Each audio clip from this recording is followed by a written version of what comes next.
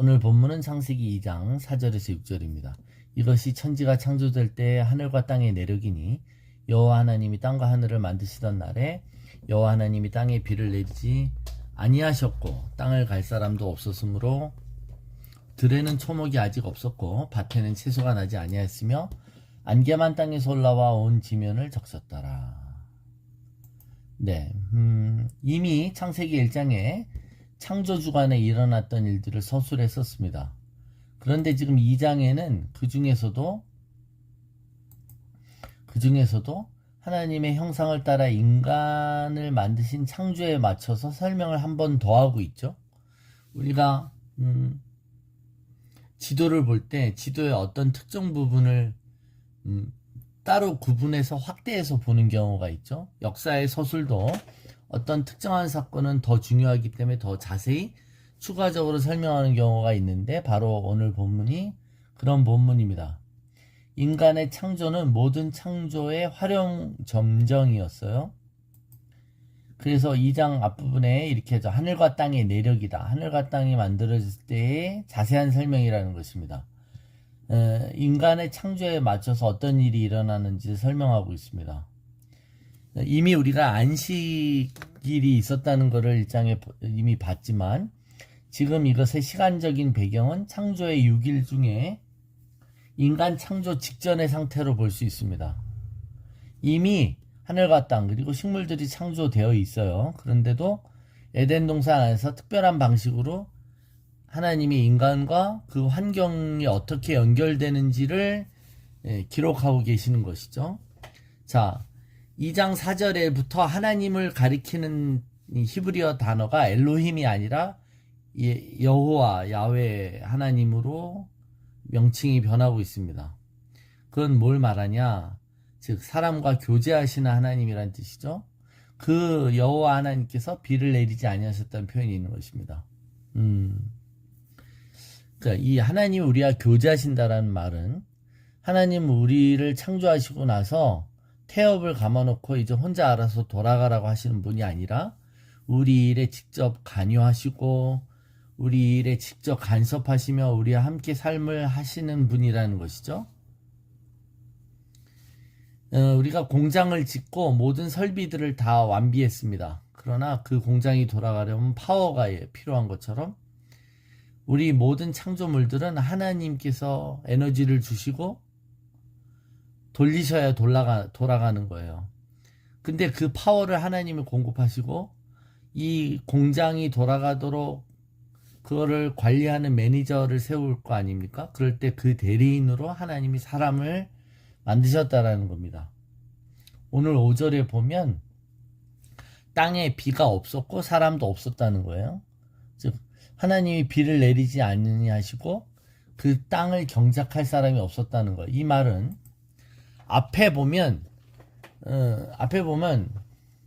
식물이 아예 없었다라는 표현이 아닌 것이죠. 앞에는 분명히 식물을 지으셨어요. 근데 특별히 들에는 초목과 밭에는 채소가 나지 않았다는 것은 들의 초목과 밭의 채소는 이런 돌봄, 경작이 필요한 작물들이란 뜻입니다.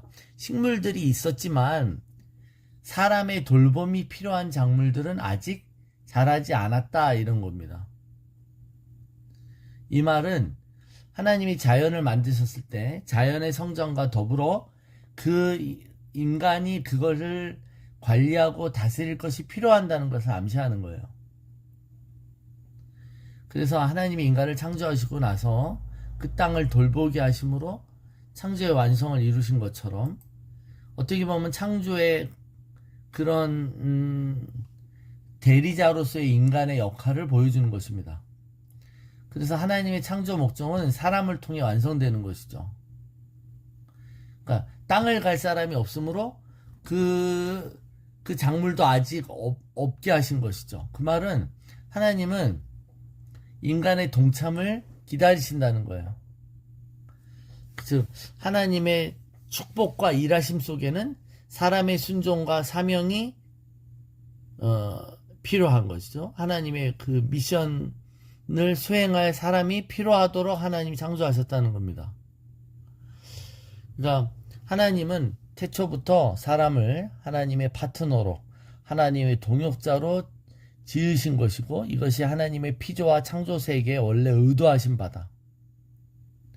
그래서 우리는 하나님이 지으신 세계를 바라볼 때 그런 부담감이 있으셔야 돼요. 그냥 관망하면서 이 환경과 땅을 소비하는 자로 있으면 안 되고 하나님이 예비하시고 하나님이 창조하신 이 땅을 내가 제대로 잘 관리하고 있는가라는 책임의식이 있으셔야 된다는 겁니다. 자, 인간이 창조되고 나서 그를 에덴에 두셨습니다. 그리고 그것에 경작하라, 다스리고 지키라고 하셨어요. 그걸 통해 열매를 맺게 하셨죠. 이것이 되게 중요한 하나의 방침이죠. 우리는 단순히 숨쉬고 살아가는 존재가 아니라 하나님의 뜻을 이루는 일하는 자로 부름을 받았다는 겁니다. 그러니까 하나님의 뜻을 cultivate, 경작하는 것이 우리의 부르심이고 미션이죠. 그죠? 그래서 하나님은 인간을 만드실 때 하나님의 피조 세계에 대한 우리에게 미션 그리고 부름, 소명, 가서 해야 될 일들을 정하셨어요. 그래서 이게 우리가 이런 것과 우리가 참 이렇게 밀접한 존재라는 것을 깨닫는 것이 얼마나 감격이고 감사하냐 이겁니다. 자, 그러면서 6절에는 이런 표현이 있습니다. 안개만 땅에서 올라와 지면을 적셨더라. 안개만. 비가 내리지 않았죠? 비가 내리지 않으니 비가 없으면 어떻게 땅을 경작할 수 있을까요? 그러니까 이 표현이 이 안개라는 말은 실제로 이 증기, 지하수처럼 해석됩니다. 그러니까 비가 오지 않았지만 그러니까 강우는 없었어요. 그러나 지하수가 증발하는 방식으로 이 땅이 수분을 공급받았음을 보여주는 것이죠.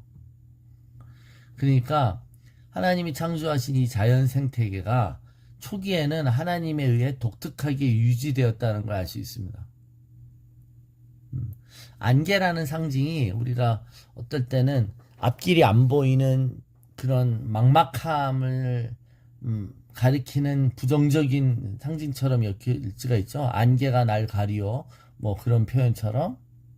근데 이 안개의 또 긍정적인 의미가 이 땅을 비가 오지 않은 상태에서도 땅을 적시는 하나님의 은혜를 상징하기도 합니다.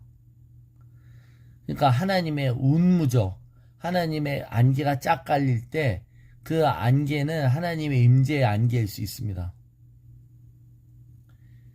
나를 통해 땅을 경작하라고 부르셨고 나를 통해 하나님의 뜻을 관리하라고 하셨고 나를 통해 하나님의 뜻이 열매 맺도록 하신 것입니다. 그래서 하나님은 이 모든 걸 다 준비하고 계신 거죠. 그죠? 하나님은 우리가 어떤 일로 부르심을 받기 전에 이미 모든 세팅을 우리의 환경을 다 준비해 놓고 우리를 사역에 동참하도록 부르십니다. 그 여호와 이레야 하나님이신 것입니다. 그래서 솔직히 어려운 게 없는 거죠. 하나님이 다 준비하시고 예비하시고 하나님이 다 하게 도와주시는 것이에요. 그럴 때 우리가 순종할 때 하나님 뜻이 열매로 맺어지는 줄로 믿습니다. 이것이 하나님이 처음에 하셨던 이 창조 세계에 인간이 만들어지게 된 그 과정 그리고 그것이 우리에게 주어진 환경과 인간의 역학관계가 어떻게 되는지를 보여주고 있습니다. 오늘 이 창조의 기사가 다시 한번 자세히 세밀하게 묘사될 때 우리는 하나님의 준비하심과 하나님 우리 삶에 세세하게 간섭하심 그리고 하나님 우리를 동역자로 파트너로 부르셔서 하나님의 일에 동참하라고 애초부터 우리를 초청하고 계셨다는 이 놀라운 특권과 이 초청을 받은 자임으로 인해 감격하지 아니할 수 없습니다.